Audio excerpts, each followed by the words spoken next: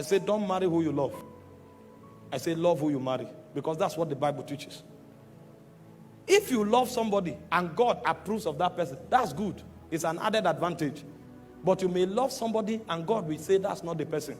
You will sacrifice your love and marry who God says. And so you are asking the question, you say, if I don't marry who I love, who should I marry?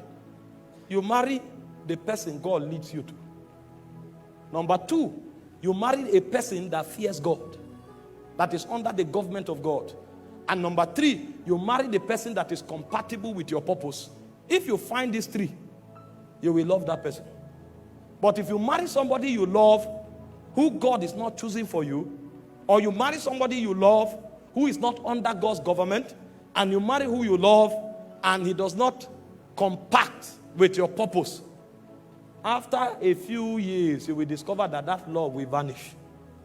Because if you study love itself in context, you will discover that it will be impossible to really get to love somebody that you have not understood and have not trusted. Because love has three cadres. The first cadre of love is affection. The second cadre of love is understanding. Understanding is superior to affection. If you start working with somebody and you journey for a while, if you can't understand yourself, you will discover that the lack of understanding will destroy the affection that once existed. Because affection is superior to understanding is superior to affection in the ladder of love. And then when you move a bit further, you will now discover that the third ladder or the third rung on the ladder is trust. Trust is superior to understanding. If you don't trust somebody, you will discover that understanding will collapse. Affection will also collapse. And so when you are even talking love, you cannot really explore love in its fullness unless as you marry somebody and live with a person for a long time. That's why God commands people to love who they marry. And it doesn't really endorse who you love before you get married. If you do and God chooses that person, it's an added advantage. And if you have studied love also, apart from this ladder that I've explained to you, there are 4 things you will discover about love. Because there are 4 words for love in the Greek. The first word for love is phileo. The second word for love is eros. The third word for love is storge. And the fourth word for love is agape. Love is deeper than the feeling. The word phileo is a kind of love that is created by circumstance. And that kind of love runs on emotion. So if I'm in a place with somebody for a while, because that location kept us in that place, we are going to discover that there are few things that connect us. And so because of that circumstance that is created, we will begin to bond in a way. That kind of love is called phileo. If you change that circumstance for a while, that love will begin to die. Because that love is orchestrated by a circumstance, and that love runs on emotion. If you change the circumstance and you alter the emotion, that love will die. It's called phileo. Friendship operates at that level. And then you have what we call eros. Eros is romantic love. Romantic love is motivated by your definition of beauty. It's an affection that goes in the direction of what you consider to be beautiful. And so, for example, if you consider a fair complexion to be beautiful, when you see somebody that is fair, you will get to develop that kind of affection towards that person.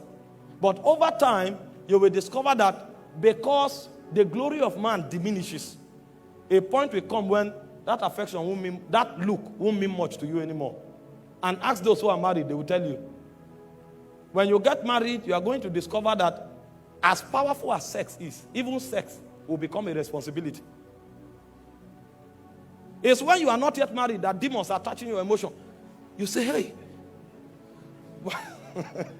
When you get married, you will know that demons were involved. You saw the lady's leg, you say, Jesus.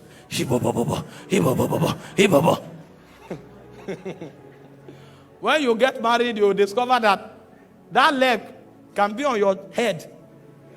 You will be burdened. Because eros is motivated by what you consider beautiful. A point will come, it will diminish.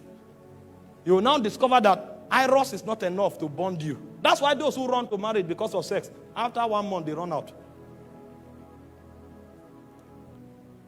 And the people you meet before you get married, most times, is phileo and eros you feel for them. The higher kind of love is called storge and agape. Storge is companionship. Storge is built by understanding. Storge is not dependent on emotion. That's why people who have understanding, when they become old, at 70, you will see them hold themselves, walking together. It's called companionship. There are two things that bet storge. One is understanding, another is covenant. And covenant runs on blood. So the relationship you have with your brother and your sister is called storge. That love originates from your bloodline. And so you will discover that you will live with your brother for many years. Even if you fight, a point will come, you will need that person. And if you are quarreling and the person dies, you can't sleep. You will not feel it in your mind. It will be a weight on your chest. If you have lost somebody before, you will know. Because that covenant is breaking. And so that detachment will create a weight on you that you can't define. Because that kind of love is covenant-oriented, and it is also based on understanding. It is when you get into marriage that you can build storge. There's no way you can build storge before marriage. Because marriage is prosecuted on covenant. And that covenant is enacted on the altar before God, and it is consummated on the bed of affection. And then as you walk with that person over time, you will now begin to build understanding. You will now discover that if that person can discern you and you can discern the person, a kind of love that you can't define begins to grow. You just know, it looks as if you become dependent on yourself so much that you can't do without each other. You can be together for 2 days. There's no eros operation. There's no sex. But you are gisting and talking to yourself as though sometimes you even gossip with one another. What's happening is storge. You will discover that in one day you talk to yourself more than 20 times. And it's not that initial. This time around is dependence. Companionship is being formed. But it is rooted in what? Understanding. And understanding takes time.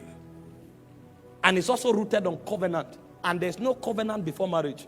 So you can't enter the realm of storge until you get married. And then the final one is agape.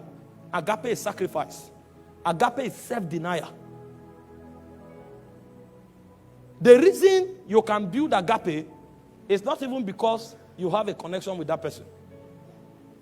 Why phileo is generated by circumstance, eros is generated by your definition of beauty, storge is defined or generated by understanding and covenant, agape is external. Agape is dependent on the level of trust and obedience you have for another force outside of that marriage. That's why it's called sacrifice. You don't build agape because of your connection with the person. You build agape because of your both connection with a superior being. And so most of the things you do with that person may not be because of that person. It will be because of your loyalty and submission to that being that binds you together. And so many times, when you go through a relationship as strong as marriage, you will discover the reason you will stay will not be because of the person. The reason you will stay will be because of your submission to God. That's why it is in worship and it is in loyalty to spirit beings that agape, the subject of agape, can be defined. And you cannot build agape until you marry somebody. Forget about the card you wrote some romantic words and sent.